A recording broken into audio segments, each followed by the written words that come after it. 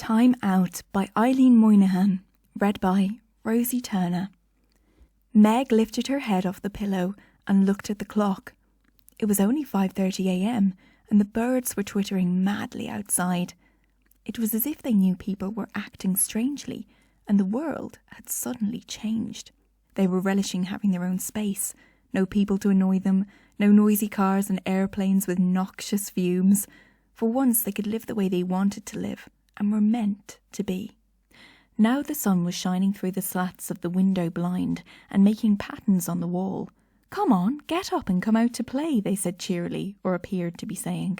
It was no good. She would have to get up. Meg sat on the side of the bed and stretched out her arms and legs. She threw on a light dressing gown and made her way downstairs to the kitchen. The first thing on her mind was a cup of tea. She could never function properly until she had had that first cup of tea in the morning. That first sip was always heavenly and had to be savoured. That's better," Meg said aloud. Next, she made some porridge in the microwave oven and scattered some raspberries on top. She decided she would have her breakfast in the garden, so went outside to sit on the table with her bowl of porridge and cup of tea. Meg felt the warmth of the rising sun on her body and listened to the sound of nature all around her, feeling at peace for a few minutes, which was very rare these days. After her breakfast, Meg planned the day in her head. She would get some washing done, clean out a drawer, stop for lunch, do some weeding, shower, and read for a while, cook dinner, do a page or two of writing, and then watch television. It felt like a good proposition. Meg managed to get the washing done and hung it out in the sun. She cleaned the drawer and was going to take a coffee break when the doorbell rang. The postman waved through the glass door of the porch and placed a parcel just outside. She waved back, opened the door and picked up the parcel. Meg took the unexpected package into the kitchen and opened it with the help of a pair of scissors. There was a simple cardboard box inside. She used the scissors again to break the tape that was all around the box, then prized the lid off carefully. It was a jigsaw puzzle. Before Meg investigated any further, she remembered to wash her hands. As she washed them thoroughly, she pondered on who had sent the jigsaw and why there was no picture to follow on the box.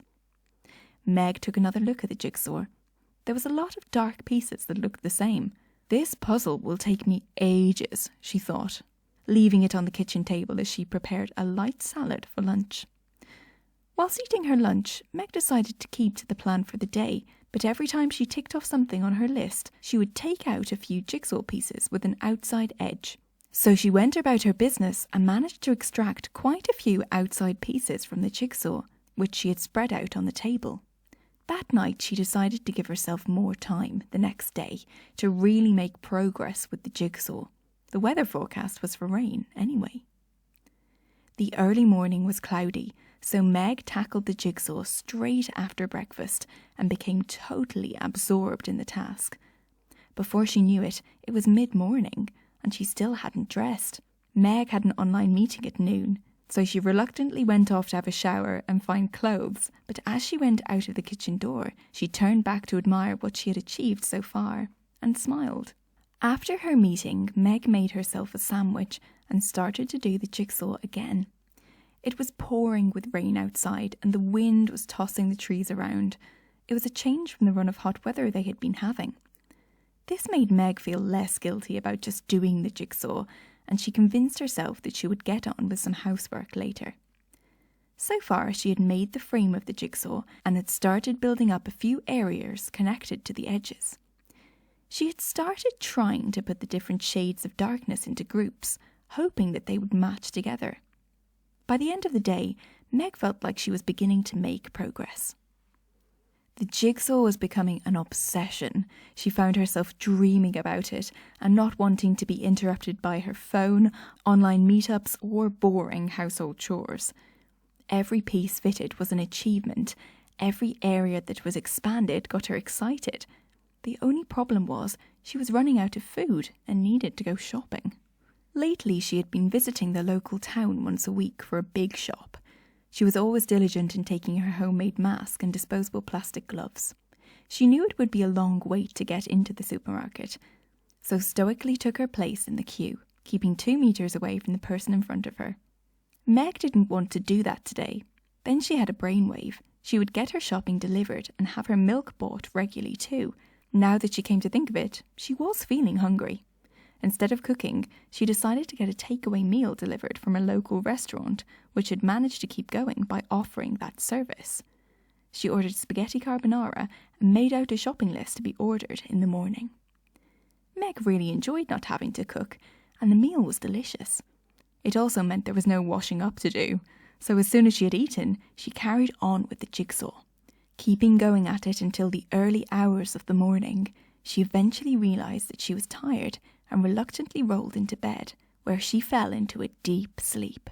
Meg didn't wake up until 10 a.m. the next morning and couldn't believe she had slept in that late. She suddenly thought of the jigsaw, and that motivated her to get moving.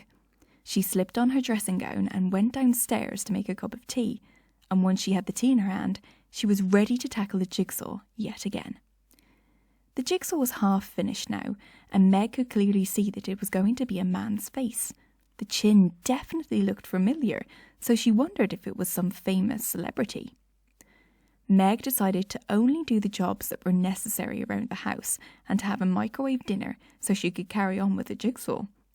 She looked for the pieces for the eyes and nose to start forming the face, gathering the most likely pieces and placing them together. As she did so, she noticed some very faint small letters on some of the shapes. This whetted her appetite to finish the jigsaw more than ever.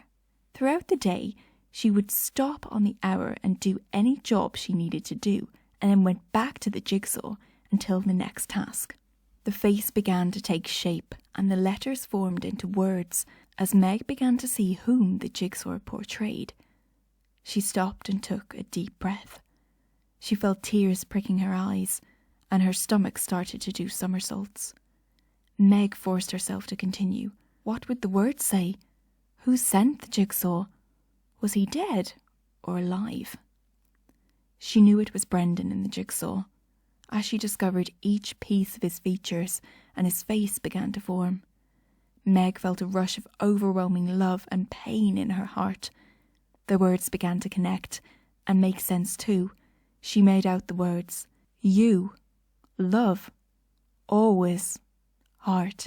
The words were small and faint, as if on purpose, as they seemed to contain a secret message just for her. By nightfall, Meg was exhausted with the emotions with which she was dealing and from the effort to finish the jigsaw. She went to bed fairly early and slept a fitful sleep. She woke early to the sound of tractors. It was a busy time for the farmers, despite most people being unable to work. Meg just knew she had to finish the jigsaw today.